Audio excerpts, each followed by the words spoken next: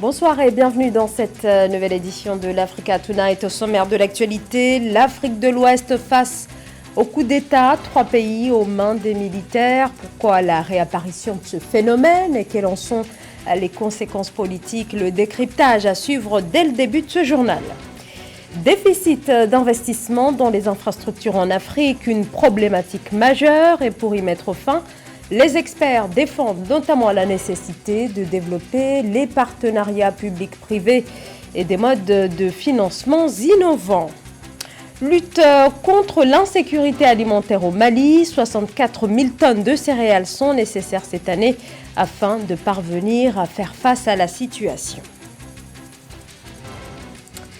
On commence par le Burkina Faso où les militaires au pouvoir ont rétabli ce lundi 31 janvier la Constitution. Celle-ci était suspendue depuis que la junte a pris le pouvoir le 24 janvier dernier. Un rétablissement en attendant la mise en place des organes de transition, souligne le mouvement patriotique pour la sauvegarde et la restauration qui revient aussi sur la composition du mouvement. La junte au pouvoir sera composée d'un président en la personne du lieutenant-colonel Paul-Henri Sandaogo Damiba, de 2 vice-présidents, d'un coordinateur et de commissions, mais sur ces points, aucun nom n'a pour l'heure été dévoilé.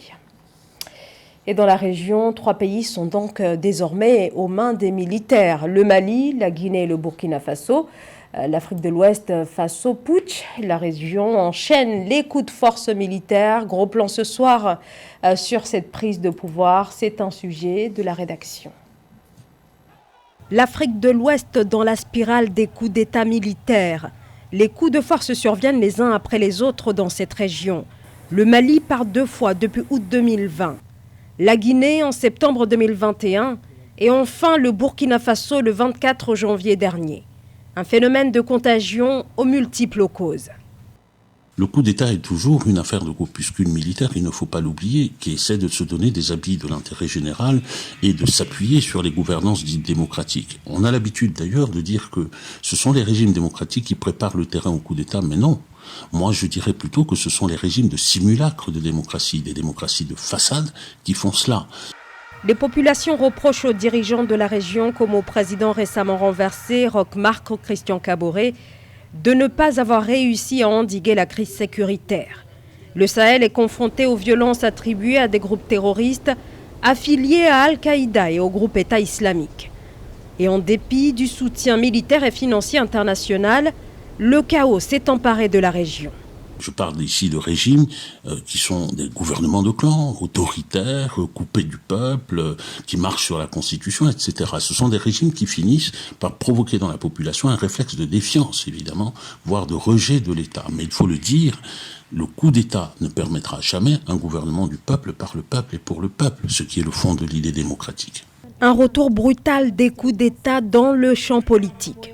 Un phénomène qui, pour certains, illustre aussi le faible effet des sanctions imposées par les organisations sous-régionales.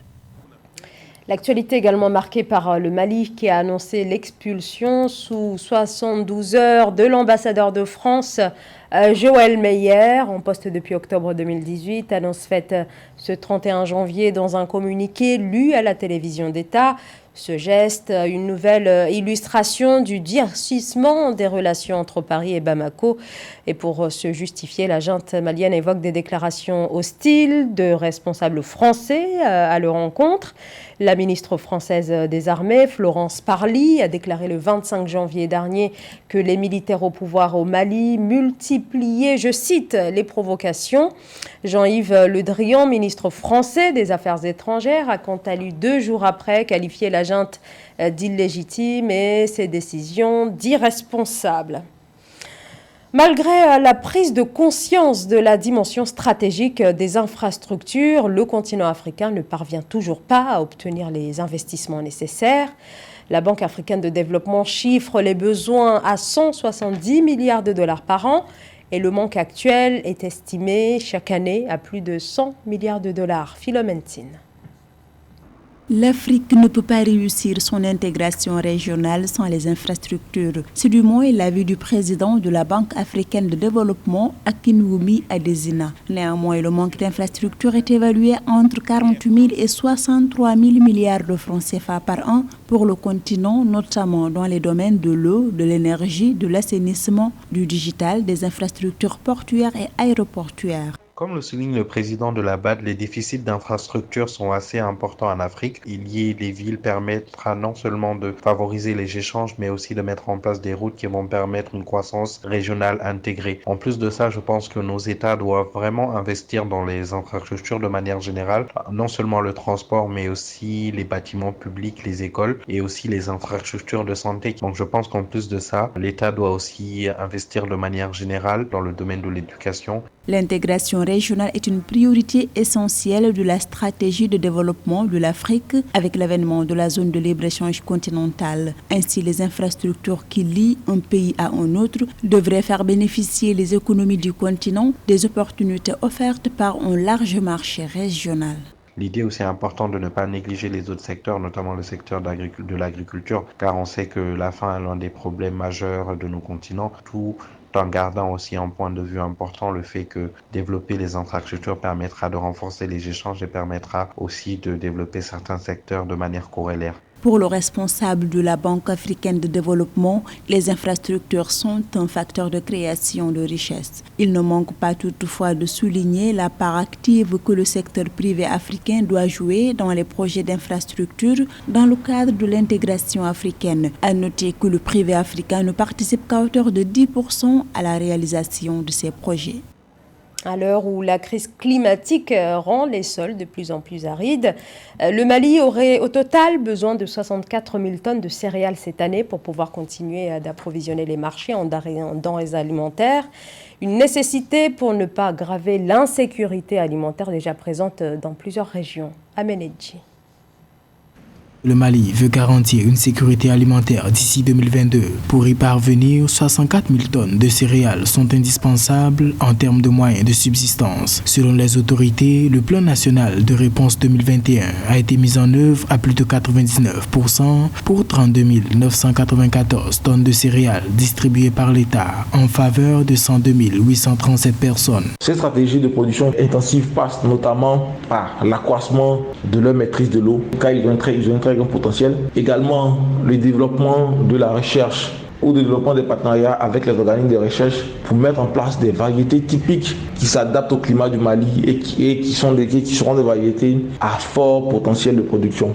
Le Mali, comme bon nombre de pays du Sahel, est affecté par une crise multidimensionnelle marquée par la Covid-19, les conflits armés et les aléas des changements climatiques. Le caractère violent des attaques a provoqué une baisse de la productivité et d'importants déplacements. En décembre 2021, 378 000 déplacés internes ont été enregistrés, un record depuis 2013 selon l'Organisation des Nations Unies. Face à cette situation, je dirais fort déplorable, les approches normalement qu'on peut pouvoir mettre en place restent plus ou moins variable, mais déjà l'élément le plus clé sur lequel le Mali doit pouvoir mettre l'accent, c'est de sécuriser ses bassins de production. Et donc le Mali gagnerait véritablement à mettre en place une véritable stratégie de développement agricole quand on sait les capacités énormes que le Mali a pour pouvoir développer cette culture. Pour une meilleure résilience en 2022, le Mali prévoit d'implémenter un dispositif national de sécurité alimentaire bénéficiant de ressources nouvelles. Il consistera en la possibilité de paiement d'indemnisation de la mutuelle panafricaine de gestion des risques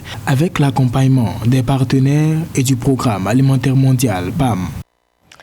En Afrique, plus de 80% des médicaments sont importés, à l'exception de quelques pays qui ont développé une véritable industrie pharmaceutique, comme l'Afrique du Sud, le Maroc, la Tunisie ou encore l'Égypte.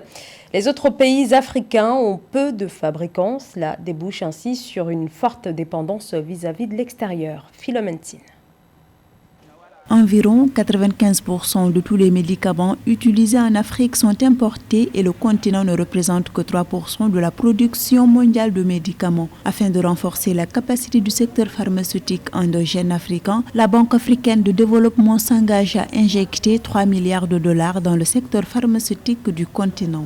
Un financement d'une telle importance pour le secteur pharmaceutique industriel aura une incidence réelle en termes de santé publique. Ça va diminuer la rupture de produits, mais favoriser un stock de sécurité pour les produits essentiels. La souveraineté pharmaceutique, c'est des médicaments qui sont importants pour la santé des populations africaines. Il y a également le choix des molécules à faible marge. Les multinationales qui viennent dans nos pays ne font pas toujours le choix des molécules à faible marge qui ont un impact réel sur la santé publique de nos populations. Or, les entreprises locales feront le choix et des médicaments à forte marge, mais également des médicaments à faible marge. L'Afrique constitue un marché d'1,4 milliard de personnes pour l'industrie pharmaceutique mondiale. À ce titre, le continent, ayant déjà la matière première nécessaire, doit se doter de capacités techniques afin de pouvoir contrôler son industrie pharmaceutique, selon le responsable de la Banque africaine de développement. Alors, le soutien de la BAD pour l'Institut Pasteur aura un réel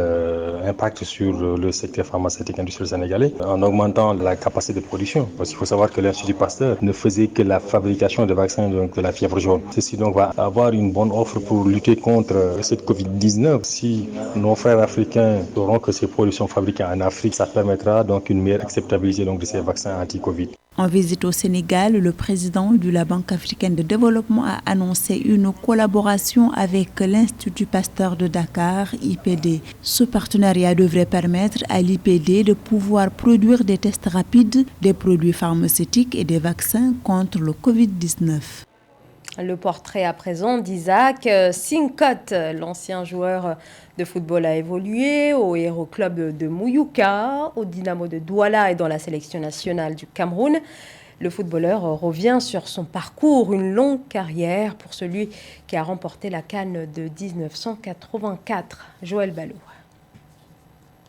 Ancien latéral gauche du Dynamo Club de Douala et de la sélection nationale du Cameroun, Isaac Sinkot est connu pour son jeu défensif dans les années 70 et 80. Avec cette sélection en équipe nationale, Isaac Sinkot, aujourd'hui président du club Dynamo, a remporté avec la sélection nationale la première Coupe d'Afrique des Nations en 1984. La première Coupe d'Afrique des Nations qui me fait rentrer dans l'histoire. Passant 84, vous êtes sans ignorer que c'est le tout premier trophée que nous avons eu à gagner à Abidjan, et on a éliminé le pays organisateur qui était la Côte d'Ivoire. Entre 1970 et 1974, il évolue dans divers clubs, notamment Heroes de Mouyouka, puis Dynamo Club de Douala, avec qui il remporte la deuxième Coupe du Cameroun face à Union de Douala. Une belle époque qui l'a amené à intégrer la tanière des Lions grâce à un talent déniché au milieu de jeunes aussi talentueux les uns que les autres. J'ai été donc sélectionné là-bas, du moins détecté comme quelqu'un qui pouvait jouer. Donc il y avait donc une équipe au sud-ouest qu'on appelait Heroes Club de Mouyouka qui a sollicité mon talent. J'ai joué 3 ans dans le club Heroes de Mouyouka.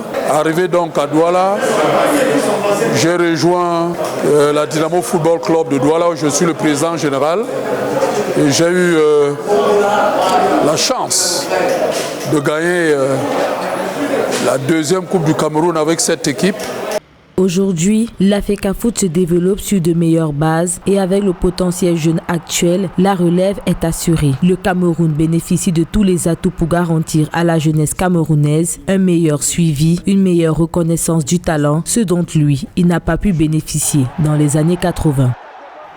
Et c'est la fin de ce journal. Merci de votre fidélité. L'information continue sur Africa 24.